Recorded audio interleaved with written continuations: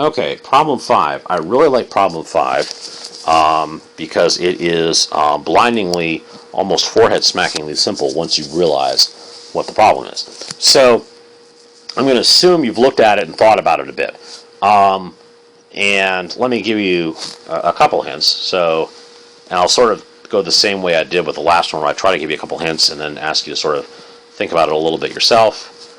So here's the train car, and we start off with this basically have this gun here that shoots some rubber balls, and then you have a basket that catches them. So you can imagine when the rubber balls get shot out, come on, okay, then the gun applies a force to the balls, but the balls also apply a reaction force back to the gun. And if you think about it, say this is a ball that's being fired by the gun. If you treat the ball and the gun and the track and everything as being part of the same system, then you have these reaction force, these Newton's third law pairs of forces that basically mean the firing the gun does not exert any net force on the gun plus ball system.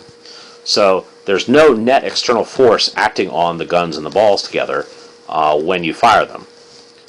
So that's going to be hint number 1, and think about it a little yourself.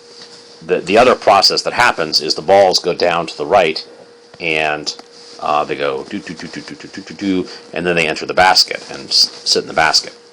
So when that happens, in order for the ball, which is going to the right, to get brought to a stop, the basket has to exert a force on it, but by virtue of Newton's third law, the ball also exerts a force in the basket the same way.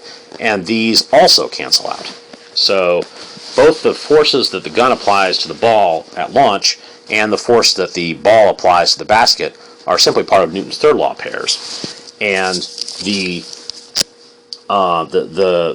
net force in both cases is 0.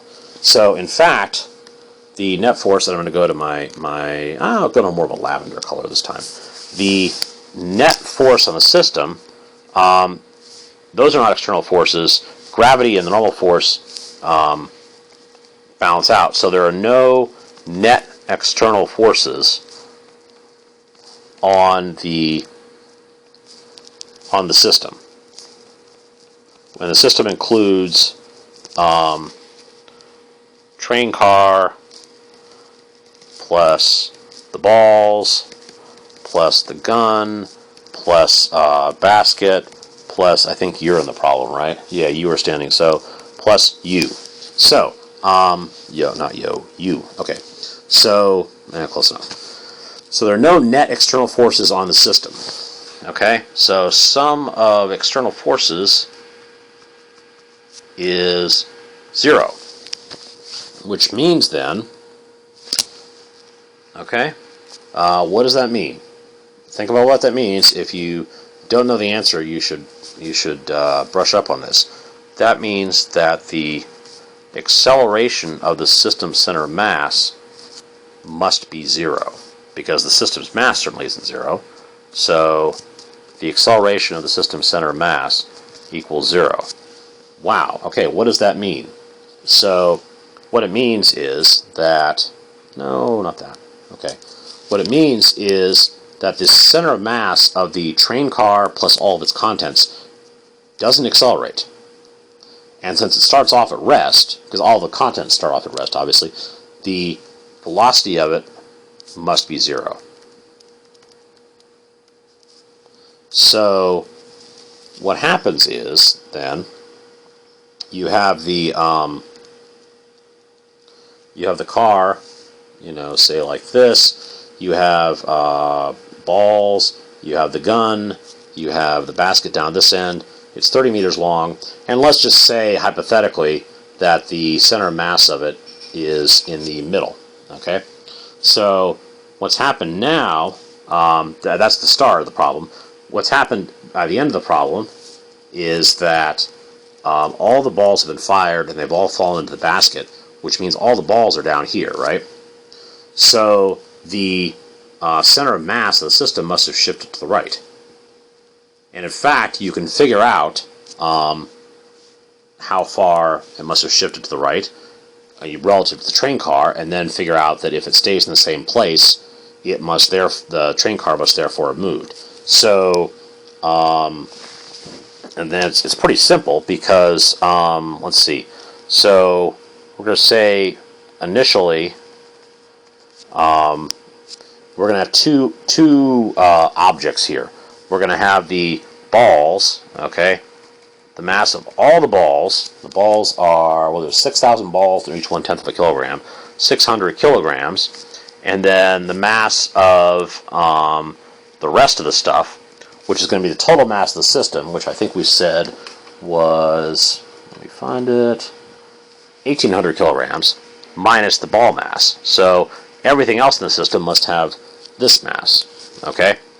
Which means now, initially, the position of the center of mass, okay, is it's going to be the mass of the balls times, let's see, okay, let me think about this. So, actually, what I'm going to start with is the mass of the rest times the position on your x-coordinate of that, whatever it is. Okay. In fact, I'm going to say we're defining the position of the train as being the position of the end with the gun. Okay. And the balls initially are also at that same position. Okay. And that's all over. Let's see. That doesn't quite work out. I'm trying to think of a way to... Come on, undo. What the hell? Oh, it's because my hand was resting there. I'm trying to figure out a way to show this. Actually, the way to do it... Oh, of course, yes, okay. So, what we say is that we know that we can find m total times position of the center mass equals m of the rest times position of the car. You know, I'm saying R is the car, so the rest, the car plus the gun plus U plus basket, okay, plus mass of the balls times X of the balls all over total mass, which is R plus MR plus MB. So what this amounts to is that if we divide this, oh, actually, I'm sorry, I'm doing this wrong. We don't need M tot down there because we have it on the left. So this here is how we find it. And what we can say then, okay, right, so X for the center of mass is XR plus, yeah, okay, there we go. So hold on, sorry. I've just had to figure this out. Okay, so it's going to end up being 2/3 XR plus 1/3 XB. Okay, and I'm going to rearrange this slightly and say this is going to be XR plus 1/3 times XB minus XR.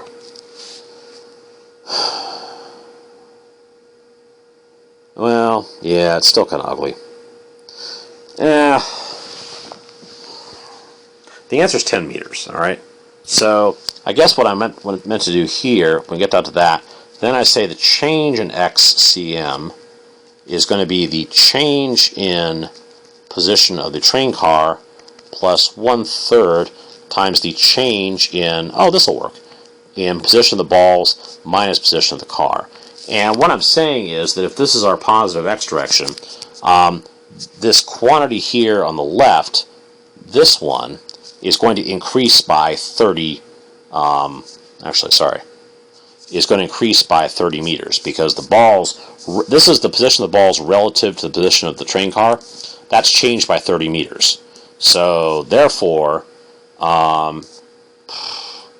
right, for delta XCM to be 0, then delta XR 1/3 of 30 meters, okay?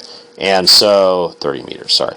And therefore, the change in position of the rest of it, of the train car, is going to be negative 10 meters. So, the answers to part A, B, and C, A, it's not accelerating after 1 minute, B, it's not moving, and C, it's just shifted by 10 meters. I suppose one way to think about this is that each time you threw a ball down, the car would start moving a little bit, when you threw the ball or when you launched the ball, but then when that ball hits the basket, it would get a little bit of acceleration in the other direction that would cancel it out. So you'd end up, the process of taking one ball, shooting it from the gun, and having it land in the basket would cause no net change of velocity, but there would be a brief period in the middle where there would be some velocity for the car. So it would take just a little bit of a hop for each ball that travels. Anyway, that's all. Maybe I'll come up with a better explanation later. But that's problem 5.